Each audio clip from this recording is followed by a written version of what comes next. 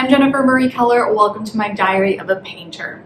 This week I'm working on my big 4x5 foot painting called I'm Like Icarus, but I Know How to Swim. And so the photos that I took this week while working each day on the painting are not of the full painting, just the close-up of the figure, because I'm really just focusing on the figure right now. So Monday, this is what the painting looked like at the beginning of the day. And I study it for a while and make up my plan on what I want to be, like the goals I want to be working on that week.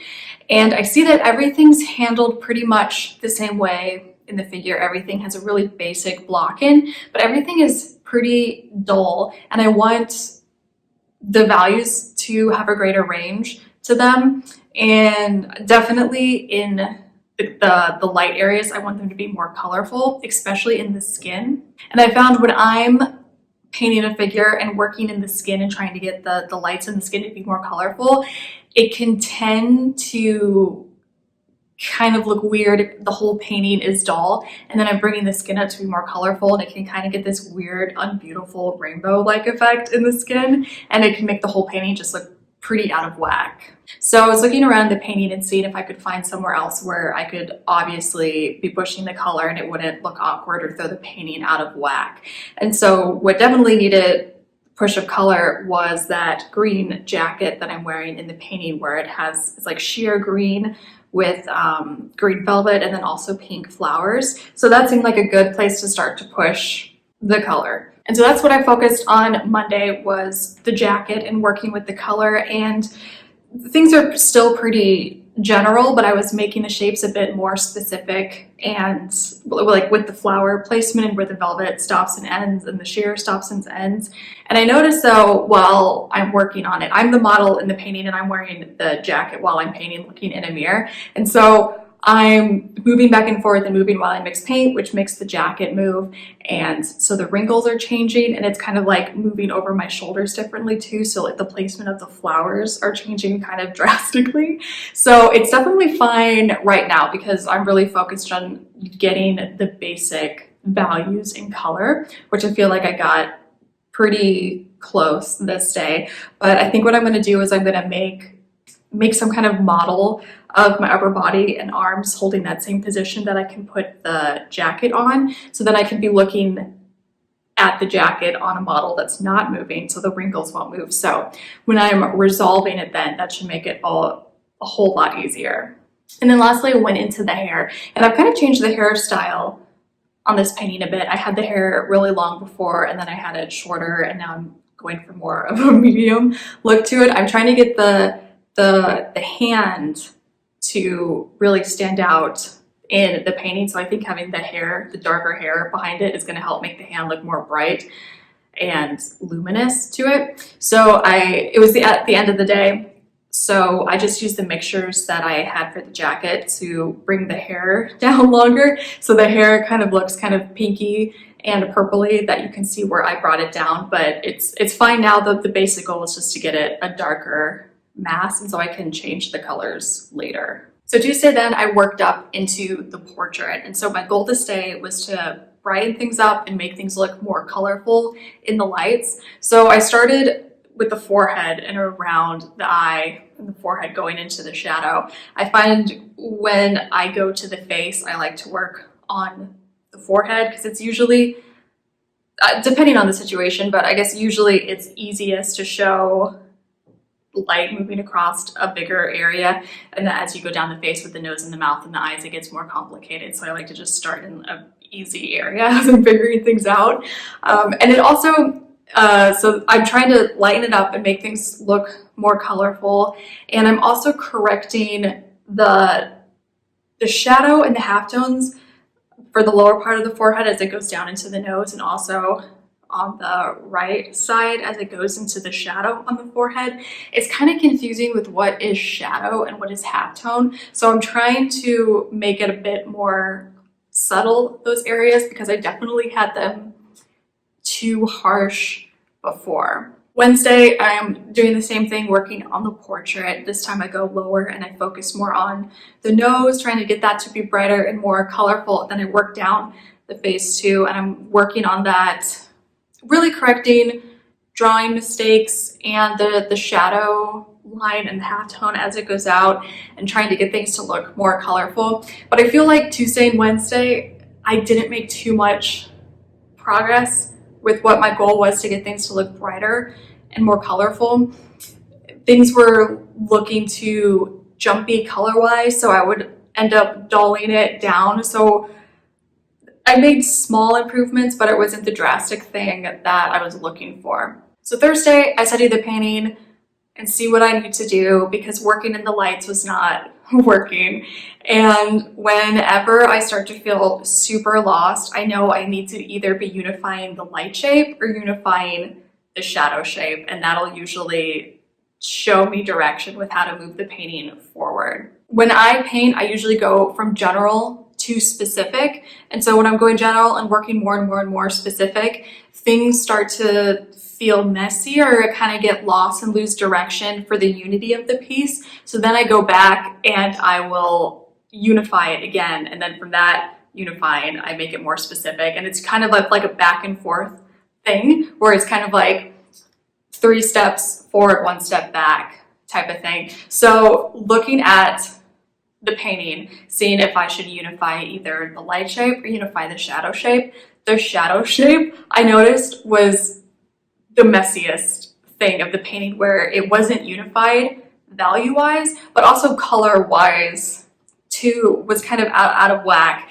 And I really like when the shadow shape looks like it's one shadow over the whole entire figure.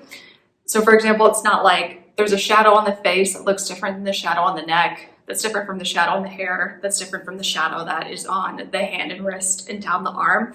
And it definitely looked really different in my painting that I had. So I spent Thursday then just working on unifying the shadow shape, and I also mixed up a half tone as well, so I could be showing how the shadow transitions out into the lights. So for some areas it's going to be a sharper, faster transition, and then other areas really gradual.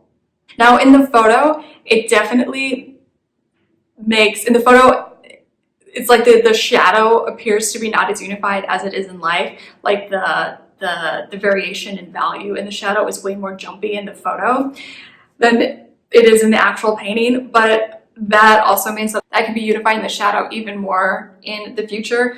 But it's definitely a really great starting off point that I can now be moving the painting further along. And now Friday, I filmed the painting process. Today is Friday, last day working on this painting this week, unless I get a chance to on the weekend, but I don't think I will. I think I'll be doing some other artsy things. So right now, what I find really distracting is, well, when I was throwing in the shadow shape, I brought the shadow down in the hair all the way down like this, because if I squint and look at the painting, it really does look like this and this are all shadow, but that is really not true. There's light that passes across there, and even though it's pretty dark, it's not part of the shadow, and so I find that area really distracting when I look at it. I need to, it's basically lightening up a bit and then also changing the color to get kind of like a more like greenish yellowish color rather than this orangey red. So I'm going to work on the hair first. I'm gonna go on a run in a little bit and shower and then work on the rest of the painting, but I wanted to do something before that since I've got the time.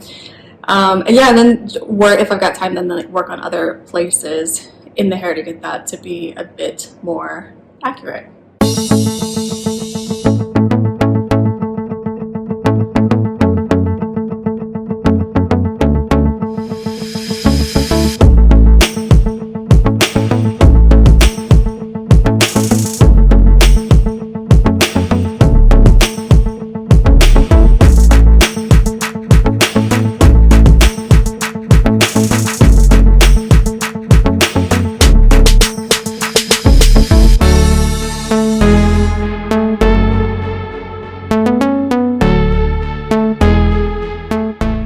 Here are my brushes from my last painting session, though I think I'm going to be using bigger brushes in my pull-out.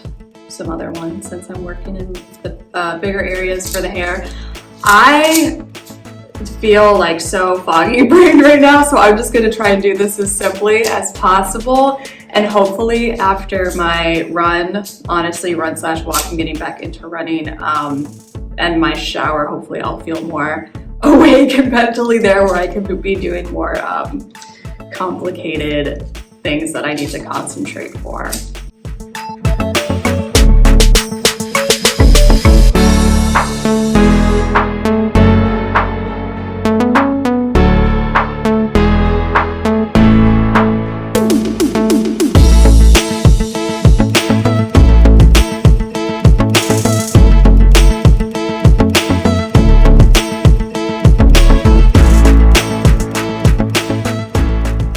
That was a lot shorter than I thought it was gonna be. Yeah, so I just basically threw in a greener, yellower color. There's still no white mixed into this, so it's kind of like a shadow then where it's like just those like very rich dark colors, but it, you know, differentiates it enough that I can see that it's not part of the shadow shape there. I was going to work on the hair more, but I don't think I'm going to because, well, one, I just can't concentrate. And so I'm hoping that running and showering is going to fix my brain. And yeah, so then when I shower, my hair is going to change, like how not like the big shape of the hair for the painting, but like how the locks are laying. So I didn't really want to go into any more detail than I just did those like big plain passes over it. So then once I get back, I'll decide what I want to work on, if I want to keep working on the hair or maybe the light shape of the portrait. Who knows? So my camera ended up cutting off and I ended up losing the footage for the rest of the day. But I ended up running and then showering, eating lunch, and I still felt really foggy brained. So I ended up taking a nap and I forgot to set an alarm and I ended up sleeping for about 3 hours. So that was like a huge chunk of my work time that was cut off. But I ended up waking up and feeling really clear-headed and focused. So with not a lot of time left for the day, what I ended up doing is really sitting and taking notes in front of my painting for my plans that I was going to do next week and coming up with little ideas and goals that I can be doing to progress the painting along. And then for the rest of the time, I ended up working in the hair and trying to get it to be a little bit more unified all over. So I mostly then worked on for the top part of the head and worked on mostly darkening areas. So then the next week I can be really working on getting the glow of the skin in contrast to the hair as well. So this week started off well with a bit of a rocky metal, but then it ended well with a lot of direction for how I want to be working on the piece next week. I'm Jennifer Marie Keller. Subscribe to this YouTube channel. I also have all of my social media links down below, and you can subscribe for my monthly newsletter by going to my website at jennifermariekeller.com, scrolling down on that first page, and you'll see where you can put in your information.